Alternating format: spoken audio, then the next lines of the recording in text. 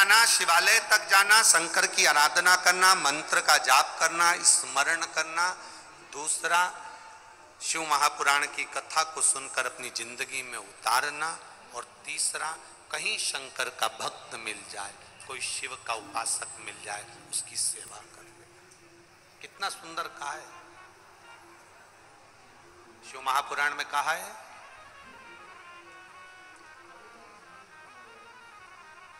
हमने पहले भी कथा में कहा, अगर मान लो संतान का सुख नहीं है, संतान का सुख नहीं है, 20 साल हो गए, 25 साल हो गए, 30 साल हो गए, संतान का अगर सुख नहीं है, तो शंकर का कोई भक्त मिल जाए, शिव का कोई उपासक मिल जाए, या कोई ब्राह्मण देव, वेद शास्त्र का ज्ञान रखने वाले, अपने जीवन को सार्थकता में, सात्विकता में जीने वाले, ऐसे ब्राह्मण को जोड़े से उनके बच्चों के साथ बेलपत्री के पेड़ के नीचे भोजन करा देना, खीर खिला देना, और उस खीर के भाग को पत्नी दोनों अवश्य पाना। उससे संतान का सुख भी मेरे बाबा। सफेद आंकड़े की जड़ का प्रयोग करो, तुम रुका जी वाला, और साथ में ये भी प्रयास करो। एक बड़ा सुंदर संवाद आता है स्कंद पुराण का। देवऋषि नारद निकल के जा रहे थे और एक बूढ़ी माँ ने, ज्यादा बूढ़ी नहीं कह सकते, एक माँ ने नारद जी के चरण पकड़ लिए, और माँ ने नारद जी के चरण पकड़कर कहा, नारद जी आप तो देवऋषि नारद हो। नारद जी बोले, हाँ नारद जी आप देवऋषि नारद हो, मेरे मन की एक बात है, मैं आपसे कह सकती हूँ। नारद जी ने बोला, क्या बात है, बोलो क्या बात कहना चाहते हो। नारद जी बस मेरा एक निवेदन स्वीकार कर लीजिए, मेरे घर में संतान नहीं है नारद, मेरे घर में औलाद नहीं है नारद, मेरी उम्र निकलती जा रही है, तुम एक बार नारायण से जाकर कहो ना कि मेरे यहाँ संतान दे दे। मां ने नारद जी के चरण पकड़ लिए।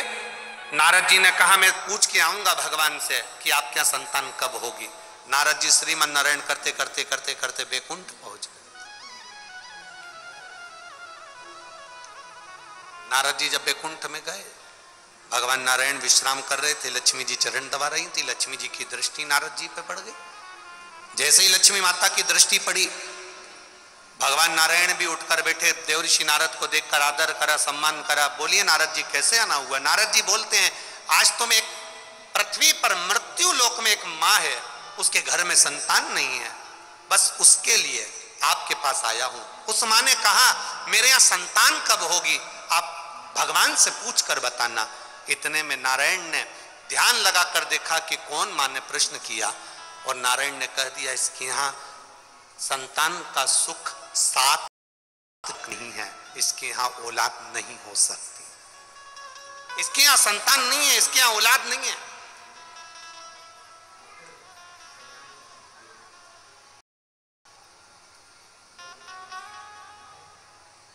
इसके यहाँ संतान का सुख नहीं हो सकता, इसके यहाँ कभी औलाद नहीं हो सकती। देवऋषि नारद सुनकर पृथ्वी पर आ गए, और पृथ्वी पर आने के बाद देवऋषि नारद को वो माँ फिर मिली, और माँ ने नारद जी के चरण पकड़कर कहा, नारद जी आपने नारायण से पूछा कि मेरे यहाँ औलाद कब होगी, संतान कब होगी। नारद जी ने कहा, माँ तेरे यहाँ 7 जन्म तक संतान का सुख नहीं, तेरे यहाँ औलाद नहीं हो सकती, तेरे यहाँ संतान का सुख नहीं है। मां धाड़ कर रोने लगी, आंख से आंसू बहने लगा, खूब रोई। अब उसका एक नियम बन गया, संतान हो नहीं रही है, दुखी है और रोती है, आंख से आंसू बह रहा है, रो रही है। जब एकदम दुख आ जाता है ना, तो व्यक्ति रोता है। एक पत्र आया है, इस पत्र में लिखा, देखिए,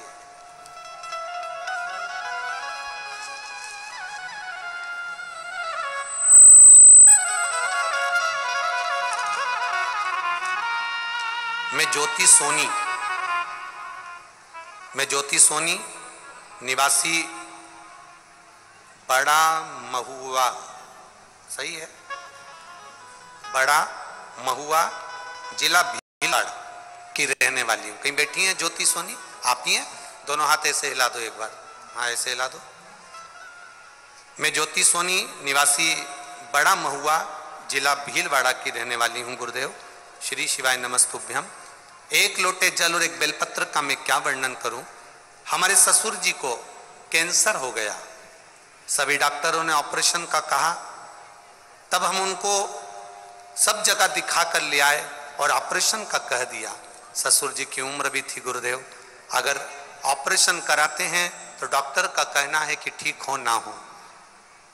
कई थेरेपी का बताया, कीमो का बताया, तब किसी ने कहा कि सीहोर वाला महाराज कथा करता है, एक बार सुनो। हमने कथा सुनी, उसमें रुद्राक्ष का विवरण आपने कर दिया कि सीहोर का जो रुद्राक्ष होता है वो औषधि का काम करता है। मेरे पति ने सोचा कि हम सीहोर जाएंगे और वहां से रुद्राक्ष लेकर आएंगे। हम लोग सीहोर पहुंचे, वहां से रुद्राक्ष लिया, कंकर शंकर की पूजन कर कर एक कंकर भी उठा लाए। भोले बाबा का वर्णन करें गुरुदेव, रुद्राक्ष का जल शिव को चढ़ाते, लाते, ससुर जी को पिलाते, पानी शंकर का देते, बेलपत्र देते। बाबा का हम क्या गुणगान करें। दूसरी बार हम जब ऑपरेशन के लिए जांच कराने के लिए गए और बाबा की कृपा का हम क्या वर्णन करें गुरुदेव।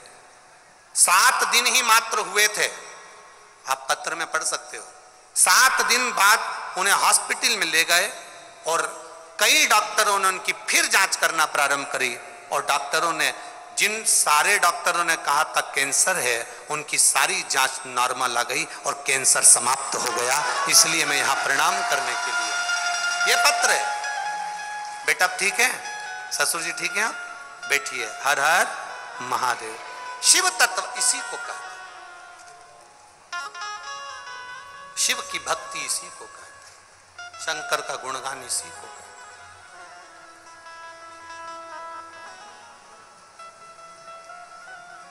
आप अगर उससे विनती कर रहे हो तो वो सुनेगा।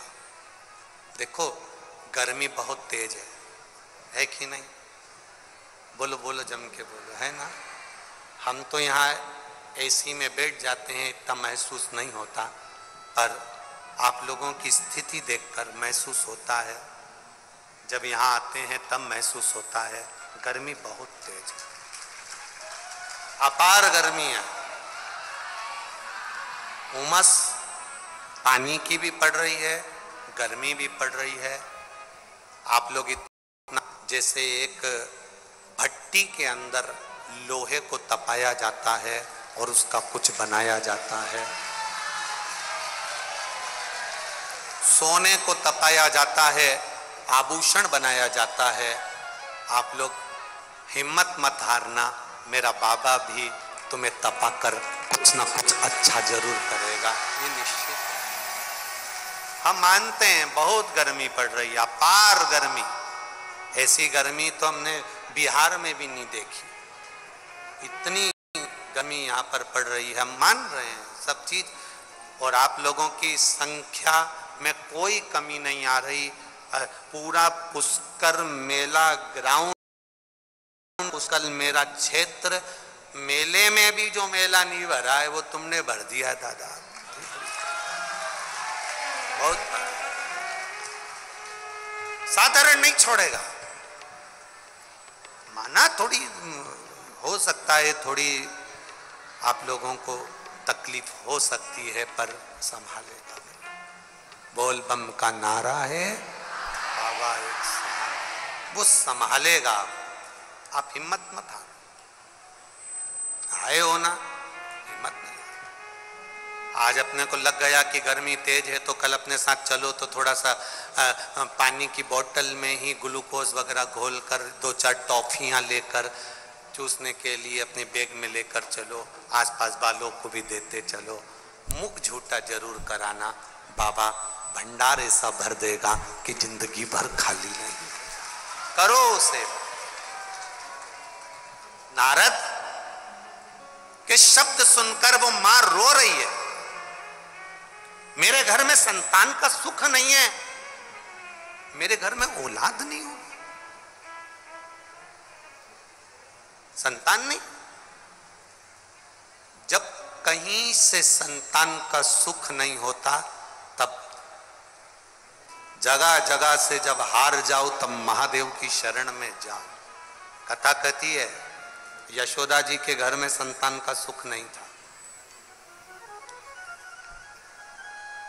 60 साल के नंद बाबा, 55 वर्ष की मां यशोदा, संतान का सुख नहीं। यशोदा जी की मां पाटला देवी, क्या नाम था? पाटला देवी। पाटला देवी को चिंता व्यापी कि मेरी एक बेटी यशोदा, मेरी 3 बेटियों में से एक बेटी यशोदा जिसकी यहां औलाद नहीं, कहां जाऊं? पाटला देवी सब दूर गई। अंत में पाटला यमुना जी के घाट पर जाती, बालू का शिवलिंग बनाती, पूजन करती, आराधना करती। एक दिन मेरे भोले बाबा बूढ़े का रूप लेकर आ गए और पाटला का जो जल का पात्र था मेरे से उसे उंडेल दिया, गिरा दिया। कभी कभी पूजन करते करते पानी का लोटा अगर गिर भी जाए ना, तो तुम ये मत सोचना कि कुछ विघ्न आ गया हो।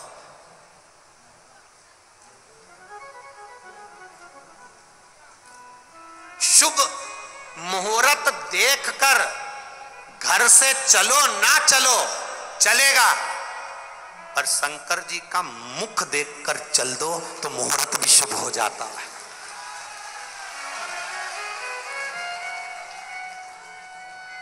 आप शंकर के शिवलिंग का स्पर्श कर कर, शंकर के शिवलिंग का मुख देखकर, शंकर के शिवलिंग का दर्शन कर कर, शिखर का दर्शन कर कर, नंदी का दर्शन कर कर, शंकर के मंदिर का दरवाजा अपने यहां से नियम बना लो।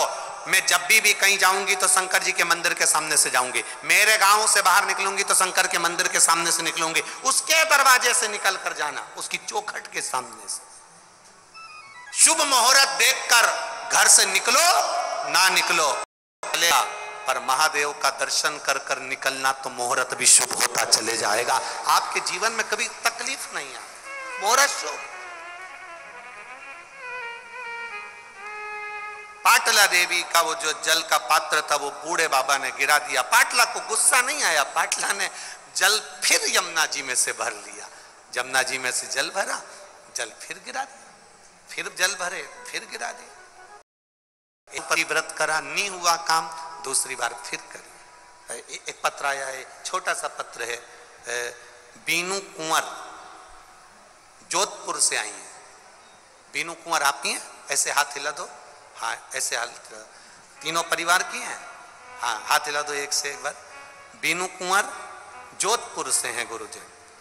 एक लोटे जल का और पशुपति व्रत का क्या बखान करूं। मेरा बेटा मैकेनिक की ट्रेनिंग में लगा हुआ था, 3 साल से तैयारी कर रहा था, नहीं हुआ। पशुपति व्रत करा एक बार, बेटे का नहीं हुआ, हिम्मत नहीं हारी। दूसरी बार पशुपति व्रत करा, बेटे ने भी करा, और बाबा की कृपा से मेरा बेटा अहमदाबाद में सिलेक्शन हो गया और रेलवे की नौकरी कर रहा है। मैं यहाँ प्रणाम करने के लिए, बधाई आपको बहुत बहुत। बेटी है, हर हर महादेव। हिम्मत नहीं हारना।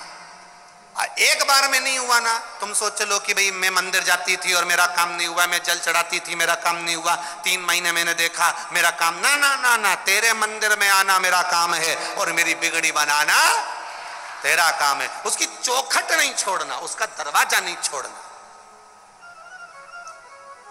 उसके द्वार जाना नहीं छोड़ना। लगन तुमसे लगा बैठे जो होगा, देखा जाएगा तुम्हें अपना बना बैठे जो होगा। उससे लगन लगा लो। अब पाटला देवी का पानी का लोटा बार बार डुल रहा है, क्रोध नहीं आया।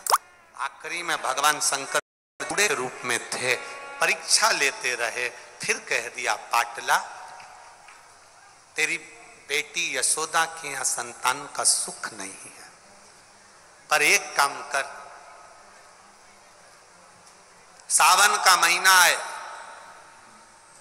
श्रावण की पूर्णिमा के दिन तू अपनी बेटी यशोदा से कह दे कि जितने ब्राह्मण यमुना के तट पर आए उनका मुख झूठा करा दे। जरा ध्यान देना, ये मुख झूठा कराने का बड़ा वर्णन, मुख झूठा करा।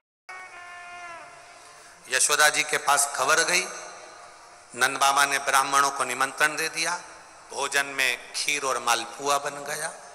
नंद बाबा ने परोसा, नंद बाबा की दाढ़ी सफेद, बाल सफेद, यशोदा जी हाथ में चूड़ा पहनकर, पांव पैजनिया पहनकर, करधनी पहनकर, माता यशोदा में इतना घूंघट डालकर खीर परोसने के लिए गई। इतने में ब्राह्मणों ने देखा कि नंद बाबा बूढ़े और ये इतना घूंघट डाल के तो इनके घर के बेटे की बहू दिख रही है, पर इनके घर में कोई औलाद नहीं है। तो सारे ब्राह्मणों ने मुख झूठा करते करते, खीर मालपुआ खाते खाते आशीर्वाद दे दिया, पुत्र भव। और जो आशीर्वाद दिया पुत्र भव, यशोदा जी ने अपना पल्लू ऊपर करा। सारे बाबाओं ने देखा कि इसके भी बाल सफेद हैं, ये भी बूढ़ी है।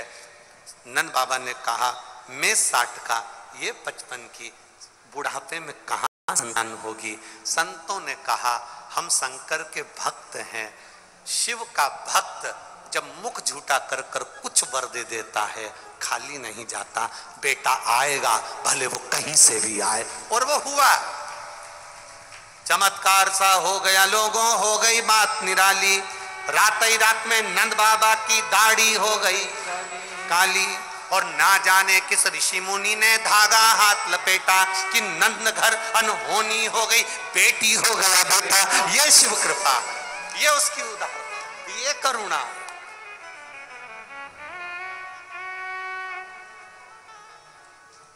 तो हम क्यों चिंता करें? अब चिंता का विषय है ना, बूढ़ी माँ रो रही है, मेरे घर में औलाद नहीं है, मेरे घर में। अब बाबा तो बाबा,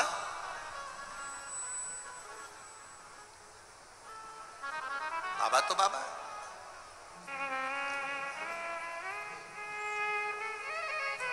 तो कहे ना, जो कोई डमरू वाला करता है, जो कोई नहीं करता डमरू वाला करता है। खाली रही झोली वो ही तो भरता है, खाली रही झोली वो ही तो भरता है। जो कोई नहीं करता